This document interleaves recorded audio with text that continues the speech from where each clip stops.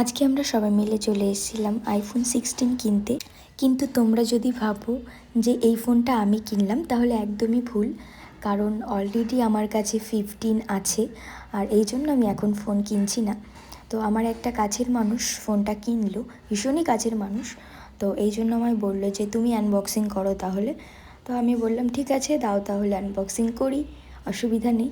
তো এই জন্যই আমি আনবক্সিং করছিলাম, বাট এটা আমার ফোন না।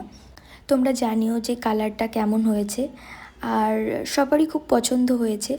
আর পাশ থেকে সবাই বলছিল তুই তো একবার আনবক্সিং করেছিস, তোর আর সেই এক্সাইটমেন্ট কাজ করছে না এখন, কারণ যেহেতু আমার কাছে আইফোন 15 আছে আমার নিজের, তো সেটা আমি আনবক্সিং করেছিলাম। সেটাই ওরা বলছিল যে এখন তো সেকেন্ড বার, তো এই জন্য বেশি একটা এক্সাইটমেন্ট নেই তোর। আমি বললাম ঠিক আছে, কোনো ব্যাপার না, করে দিচ্ছি, অসুবিধা নেই। তো কেমন হলো তোমরা জানিও।